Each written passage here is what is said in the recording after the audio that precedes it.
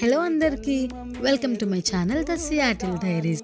ఈ పచ్చడి తిన్న ఎవరైనా సరే ఆహా ఏమి రుచి అనాల్సిందే. మీరెప్పుడైనా ఈ పచ్చడి పేరు విన్నారా? దీని పేరు జోమ్ పచ్చడి. మా ఇంట్లో దీన్ని సరదాగా అలానే పిలుస్తారు. ఇంట్లో ఎక్కువ కూరగాయలు లేవా, అన్నీ కొంచెం కొంచెం ఉన్నాయా, అయితే ఇలా చేసేసేయండి. రుచికి రుచి, టెన్షన్ లెస్ వంట అయితే అయిపోతుంది. ఈ పచ్చడికి ఎక్కువ రుచి చేదు బెండకాయలే. బెండకాయలు లేకుండా అయినా చేయొచ్చు, కానీ టేస్ట్ బెండకాయలే ఇస్తాయి. అల్లం కూడా వేయాలి ఇందులో. నేనైతే ఇంట్లో ఉన్న కొన్ని కొన్ని కూరగాయలన్నీ వేసి ఆల్ వెజిటేబుల్ పచ్చడిలాగా చేశాను. ఇందులో ఇంకా సరిపడా ఉప్పు పసుపు వేసుకొని కాసేపు మూత పెట్టుకొని మగ్గనివ్వాలి. ఈలోపు పోపు వేసుకొని రెడీగా పెట్టుకుందాము. నేనైతే పోపుని చిటికిటా అన్న సౌండ్ కోసమే వేస్తాను. మీలో ఎంతమందికి ఈ సౌండ్ ఇష్టం? కొంచెం చింతపండు వేసుకొని సగం పోపు వేసి గ్రైండ్ చేద్దాము.